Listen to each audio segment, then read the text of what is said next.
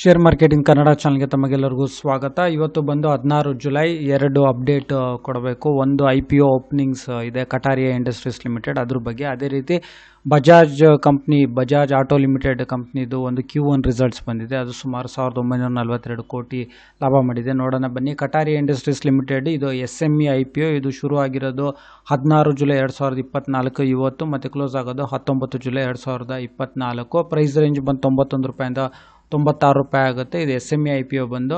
ಹಾಗೆ minimum investment 1,09,200 ರೂಪಾಯಿ ಅಷ್ಟು ಮಿನಿಮಮ್ ಇನ್ವೆಸ್ಟ್ಮೆಂಟ್ ಮಾಡಬೇಕಾಗುತ್ತೆ. ರಿಟೇಲ್ ಇನ್ವೆಸ್ಟರ್ಸ್ ಕ್ಯಾಟಗರಿನಲ್ಲಿ ಸುಮಾರು 2 ಲಕ್ಷದಷ್ಟು ಒಂದು ಲಿಮಿಟ್ ಇದೆ IPOನಲ್ಲಿ ಬರೋದಾದರೆ.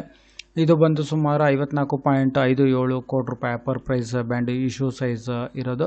ಇದು ಏನು ಮಾಡುತ್ತೆ ಅಂತ ಹೇಳಿದ್ರೆ, ಈ ಬ್ರಿಡ್ಜ್ಗಳಿಗೆ ಬೇಕಾಗಿರೋ HT ಸ್ಟ್ಯಾಂಡ್ಸ್ಗಳು, ವೈರ್ಸ್ಗಳು ಬರುತ್ತಲ್ಲ ಅದು, ಆಮೇಲೆ HDPE ಶೀಟಿಂಗ್ ಡಕ್ಟ್ಸ್ಗಳು, ಇದು ಆ್ಯಂಕರೇಜ್ಗಳು, ಮತ್ತು ಇದನ್ನೆಲ್ಲ ಇದು ಮ್ಯಾನುಫ್ಯಾಕ್ಚರ್ ಮಾಡುವ ಒಂದು ಕಂಪನಿ ಇದು. ಅದೇ ರೀತಿ ಬಜಾಜ್ ಆಟೋ ಲಿಮಿಟೆಡ್ ನಾವು ನೋಡೋದಾದರೆ, ಇದು ಬಂದು ಇವತ್ತು Q1 ರಿಸಲ್ಟ್ಸ್ನ ಅನೌನ್ಸ್ ಮಾಡಿದೆ. ಸುಮಾರು 1942 ಕೋಟಿಯಷ್ಟು ಇದು ಲಾಭ ಮಾಡಿದೆ. ಇದು ನಾವು ಒಂದೇ ವರ್ಷದಲ್ಲಿ ನೋಡೋದಾದರೆ ಸುಮಾರು 4,800 ರೂಪಾಯಿಯಿಂದ ಹಿಡಿದು ಹೆಚ್ಚು ಕಡಿಮೆ ಹೋದ ವರ್ಷ ಜುಲೈ 2023ರಲ್ಲಿ, ಈ ವರ್ಷ ನೋಡೋದಾದರೆ ಸುಮಾರು ಪ್ರತಿಯೊಂದು ಶೇರಿನ ಬೆಲೆ ಬಂದು 9,693 ರೂಪಾಯಿ ಇದೆ. ಅಂದರೆ ಒಂದು ಡಬಲ್ ಆದ ಒಂದು ಶೇರ್ ಅಂತ ಹೇಳ್ಬೋದು. ಒಂದು 4,000 ರೇಂಜಲ್ಲಿದ್ದು ಈಗ 9,000 ರೇಂಜಲ್ಲಿದೆ. ಹೆಚ್ಚು ಕಡಿಮೆ 100% ಒಂದು ರಿಟರ್ನ್ಸ್ ಕೊಟ್ಟಿರೋ ಒಂದು ಒಳ್ಳೆ ಶೇರ್ ಅಂತ ಹೇಳ್ಬೋದು.